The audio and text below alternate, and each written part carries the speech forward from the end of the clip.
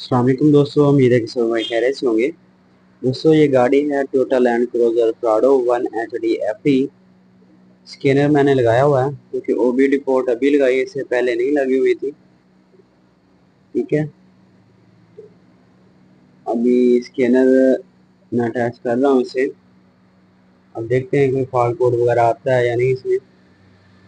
ठीक है जी, इसमें देखें तो इसने ECM को स्कैन कर लिया, लेकिन इसका जो मोबिलाइजर है उसको इसने स्कैन नहीं किया। मोबिलाइजर की वीडियो मैंने पहले डाली हुई है, उसकी वायरिंग पे भी, और उसको मैनुअली कैसे चेक करना वो भी मैंने बताया वीडियो में। तो वो मैंने चेक किया, वो बिल्कुल ठीक है, लेकिन स्कैनर के साथ उसकी कम्युनिकेशन नहीं है। तो अभी मैं इसको रीड फॉल्ट कोड वगैरह कर लेता हूँ।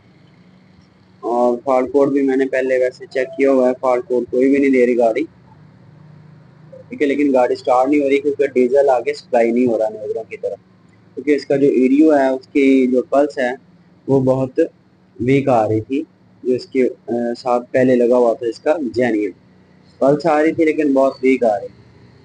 अभी आप देखें, स्टार्टिंग के रिलेटेड जो डेटा है वो मैंने सिलेक्ट किया हुआ है। तो अभी इसे मैं सेल्फ लगाऊंगा तो इसका इंजेक्शन टाइमिंग, इंजेक्शन वॉल्यूम वगैरह ये वर्किंग करता है।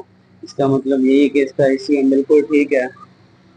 स्कैनर इसीलिए अटैच किया है ताकि पता चल सके कोई फॉल्ट कोड आ रहा है इसमें या नहीं आ रहा। ठीक है, अभी जैसे ही सेल्फ लगाता हूँ तो इसका जो डेटा है वो वेरी करता है।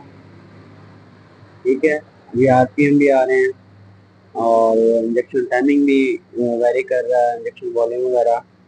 तो इसमें जो इसका RPM सेंसर है वो डीजल पंप के अंदर लगा होता है, और जो इसका क्रैंक सेंसर है वो सलप के नीचे लगा होता है। जहाँ पर इसका सलप लगा होगा उसके नीचे इसका क्रैंक सेंसर लगा होगा।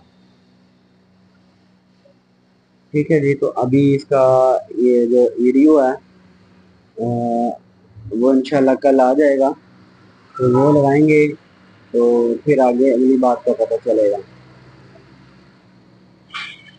तो इसका जो कंप्यूटर है ये मैंने बाहर चेक कर लिया था।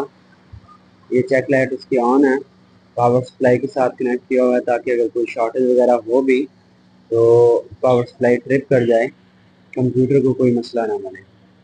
तो इसके साथ मैंने स्कैनर कनेक्ट किया हुआ है क्योंकि इसमें सिर्फ के लाइन की वायर और पॉजिटिव नेगेटिव दिया हुआ है। तो ये फॉल्ट कोड आप देख सकते हैं क्योंकि वायरिंग नहीं लगी हुई, सेंसर नहीं लगे हुए साथ, तो इसने ये फॉल्ट कोड दिए हैं।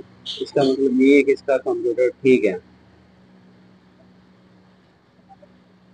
ठीक है जी, तो इसे मैंने इसीलिए चेक किया क्योंकि इसका ईडीयू लगाया था साथ जो नया आया था, और डीजल भी आगे सप्लाई होना शुरू हो गया था, लेकिन गाड़ी फिर भी स्टार्ट नहीं हो रही।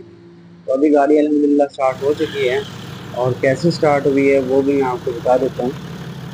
क्योंकि जब इसका ईडीयू आ गया था और डीजल भी सड़क के साथ डीजल नजरों की तरफ सप्लाई हो रहा था, लेकिन गाड़ी स्टार्ट फिर भी नहीं हो रही थी। मैंने कोई 2 दिन इस पर खपा हूँ, बैटरियाँ चार्ज की हैं, फिर सला लगाएँ, फिर बैटरी चार्ज, 10 दफ़ा बैटरी चार्ज की और सला लगाया, लेकिन गाड़ी स्टार्ट नहीं हो रही। फिर आखिर ये किया कि इसकी ब्लेडिंग वगैरह करवा के सला लगाया, गाड़ी स्टार्ट नहीं हुई। फिर ट्रैक्टर से थोड़ा सा धक्का लगाया इसे, तो गाड़ी अल्हम्दुलिल्लाह स्टार्ट हो चुकी है।